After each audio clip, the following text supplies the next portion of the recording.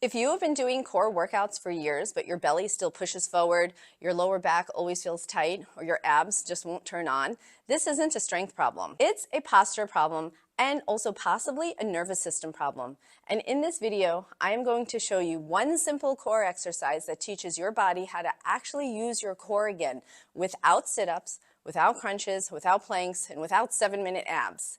This is the all-four belly lift inspired by principles from Postural Restoration Institute.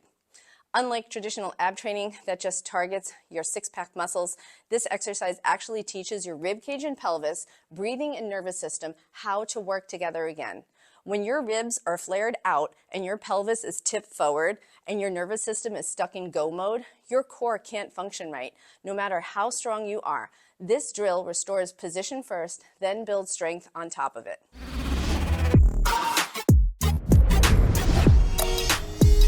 I'm sure you've done 1,000 of these type of exercises and done core sit-ups and have done all of these things trying to strengthen your core.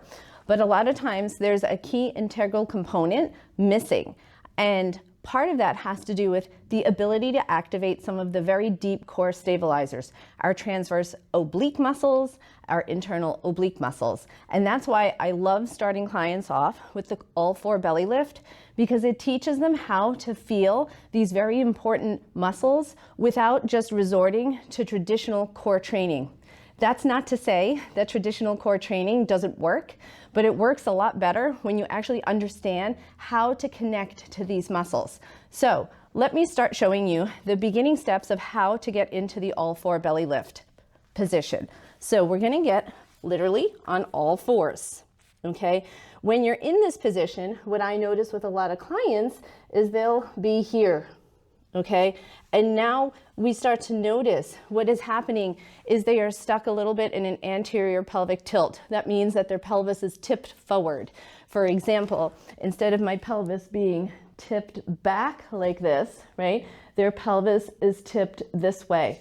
And what that starts to do is it starts to loosen the lower part of the core and the inability to engage it. So that makes it very hard to be able to access those muscles. Plus now it positions our pelvis in this forward position. So forever, even if people try to lose weight and they're successful in losing weight, they end up feeling like they have this like lower belly pouchiness, and they'll complain about it. They'll complain about it for a long time. And they'll be like, why do I still have this? And often this starts to help change this position, especially with their pelvis and especially with their rib cage. It also teaches them how to breathe correctly so they're not constantly abdominally belly breathing. So if we're always belly breathing, then we're loosening those internal structures of the core. Think of how many breaths you take during the day. We take, I don't even know what that average number is, right? But if we're constantly doing this panting belly breathing, we're never going to be able to maintain those core stabilizers. So let's go through the all-four belly lift step by step. Okay, so you're gonna come on your all-four position, okay? And the first thing you're gonna do is you're gonna feel like you're pushing the floor away. And now I'm gonna start to kind of press. As I press the floor away, I'm starting to feel my shoulder blades press apart or spread apart. When that happens, okay, we want to make sure that our wrist position right here, where our wrist is, that it's directly underneath my armpit. I don't know why I think armpit is such a funny word, but it's under my armpit. It's a strange word. And then when we're in this position, we want to feel like our pelvis is tipping downwards. Now stay here for a second if you're doing this with me and notice what you feel, okay? If you have tipped your pelvis downwards, you may notice that you start to feel this lower part of your core. This is my transverse abdominal muscle, okay? This lower part that runs from my hip bone to my hip bone. Okay, so let's go through that again. So we're in this kind of neutral position, or some people might be in this way extended position where they have a little bit of that lower lumbar curve, okay? Now, what you want to think to do, okay, is start to push the floor away so you feel your shoulder blades spread apart a bit. Then you're going to feel your pelvis tip downwards. So I'll tell people, take your glute muscle and feel like it's touching your hamstring. Okay, when they're in this position, then they're going to start to notice that they feel that lower part of their core. Okay, now what we're going to do is we're going to take a deep breath in. When you take that deep breath in, feel like you're pushing the core away, the floor away. Feel like you're pushing the floor away. Okay, and now as you exhale, during your exhale, feel like you're pulling your core upwards. As you feel like you're pushing your core upwards, okay, and you're keeping your pelvis tipped and tilted downwards, then you're going to try to take a breath in. And take your breath in through your nose, but what you have to be able to notice is that when you take your breath in through your nose, we can't release everything. And we don't want to feel like our belly just expands. Okay, so when we go back to that position, we're going to take a breath in, exhale, push the floor away, expand your shoulder blades, start tipping your pelvis downwards. Okay, now you're going to hold your breath for a second. Okay, now you're going to inhale. Inhale through your nose. Direct the air into your back, your upper mid-back area. Okay, when you take your breath in, you want to make sure that you still feel the same structure on the inhalation, right? So we learn how to breathe through our upper back muscles or upper back area, fancy word, posterior mediastinum, okay? So we make sure that we're breathing in that upper back area, okay? And then when we exhale again, we're gonna pull our belly upwards or pull our transverse abdominal muscle upwards. Okay, so we start to feel all of that engagement. Now the trick with this is being able to breathe while maintaining that structure that you find. And what we want to look for specifically, right, are those internal oblique muscles and this lower transverse abdominal muscle. So when we start going into that reaching position, right, we start to feel this whole area start to engage, right? So when that's engaged, it definitely is repositioning and your pelvic position. So our pelvis isn't here anymore, right? So when our pelvis is pushed forward like that, it's really hard to engage this lower core muscle, okay? So there's multiple progressions to this exercise, but in the beginning, you want to make sure that you are able to breathe really well, right? And be able to maintain that structure. And then you want to make sure that you, as you're exhaling, you're keeping your brain's attention to the muscles that have to stay on, which are those internal oblique muscles and that lower transverse abdominal muscle. So we're gonna run through one more time, okay? So you're gonna come onto your all four position. You're gonna take your breath in. You're gonna exhale, push the floor away, shoulder blades press apart, pelvis starts to tuck, tilt downwards, right? Then start to notice, do I feel this lower part of my core? All right. If I feel that, also too, I should start to feel some of my side abs, which are my internal oblique muscles. As I feel those, right, then I notice, oh, they're on. Okay, I'm going to take my breath in with my nose, directing the air into my back. As I'm exhaling, I'm pulling all of this musculature up and in. You can also lean forward just a tad. So I kind of say like leaning forward a little bit like a parallelogram. So I'm leaning forward a little bit, and then you may notice that you start to feel those internal obliques even more. You start to feel this lower transverse abdominal muscle even more. I tend to keep my toes pointed down like this. You can do this, but I find for doing it this way, right, helps to position that pelvis where it needs to be. And then you want to take a breath in, exhale.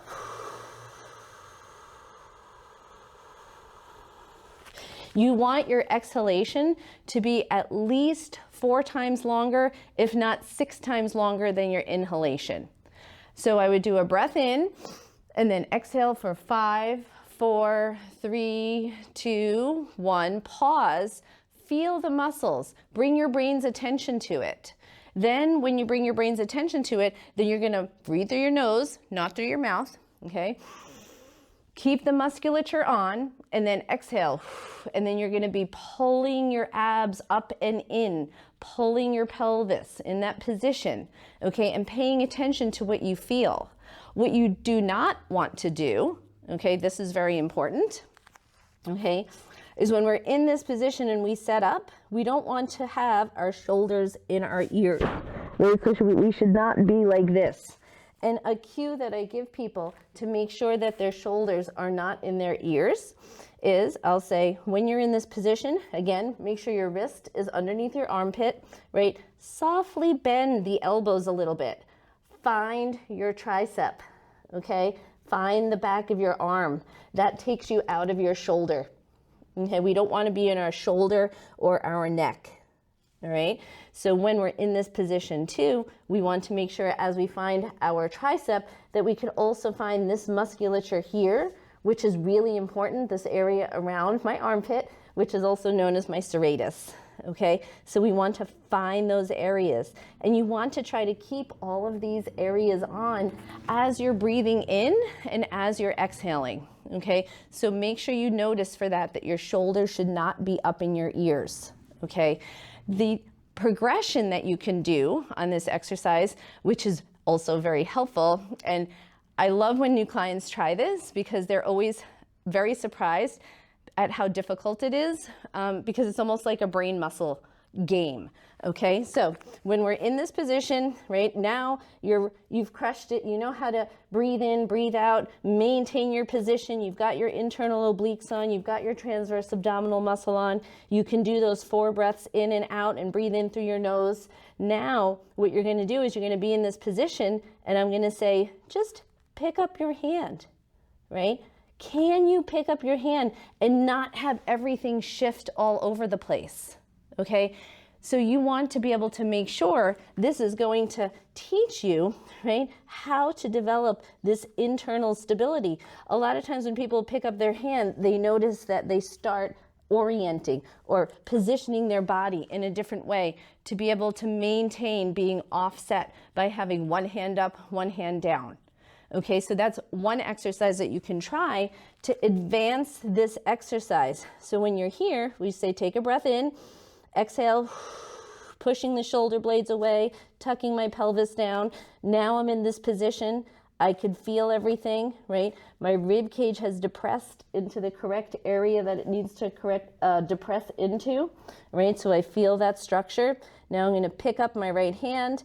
Now notice, oh, I feel that left oblique because I just picked up my right hand. I feel that left oblique so much more now because that has to work so much harder for me. And then I'm going to switch, okay? Now I could feel this right oblique because it has to stay so much on in order for me to stabilize. So we want to make sure that when we march and when we switch, we're not letting everything move on us. We want to be able to pick up one hand, pick up the other hand, and keep everything just the same. And you're going to notice a lot of those deep core stabilizers being activated, and it is hard. And clients will say in the beginning, they're like, oh my God, this takes so much thinking. And I'm like, yes, that's why my studio is named Think, right? So think holistic fitness. You have to think about what you're doing. We can't just operate mindlessly. So back to the next advancement. So another advancement you can do when you're in this position, you take your breath in, exhale, right? Make sure we're all stacked and lined up, right? Now the next one you can do is keeping both hands on the floor, but now I'm gonna keep my toes on the floor, but lift my knees up and then try to breathe in. Exhale. Breathe in. Exhale. And all the while, keeping that feeling in your core. Now, if this is hard, and you're like, this is too hard for me, even on my hands, it's too hard for me, which is not uncommon, and this does not mean you're failing at all. And this is where we have to bring in, right, what does my nervous system feel like when I'm doing this? Does it feel like I'm failing, or do I feel like weak? Okay, pay attention to that and say, I notice you're there, that was an old story of mine. This is not my story anymore. I'm learning something new, and I have the ability to learn this, okay? If it's too hard on your hands, take something like a low box, okay? And instead of being on your hands, have your hands like this, all right? So now we're gonna do the same thing. Take our breath in, exhale. Okay, you can see how my back moved because now I'm taking my elbows and I'm pushing my shoulder blades away. Now I'm in this position. I'm just gonna tip forward just a little, tip my pelvis down just a little, hang on, notice where my neck is. Be like, am I holding on for dear might? Or can I shift out of my neck? And can I find this area again? And when you find it, be like, there it is. Breathe in, exhale, hold. Okay, breathe in again through your nose. Direct the air to your back. Exhale, pull the musculature up and in and hold. Okay, so we have both a progression and a regression, right? So this is really such a great tool. Then when you understand how to find this area, this is called our zone of apposition, another fancy word. When you're really good at accessing those muscles, those deep internal muscles, then when you do core training, it's actually effective. And if you haven't seen my how to stack video, that's something you wanna watch if you're seeing this first. So that will be next on the playlist, so you'll be able to see that in the screen up above and below in the corner. So if you are needing help, okay, learning how to move, because you need to have things broken down into tiny bite-sized little bits on how to move, come back. There's a beginner playlist also that breaks down. I'm going to be putting up this content to teach people how to move from the very beginner basics so they're able to make their exercise goals happen. Bye.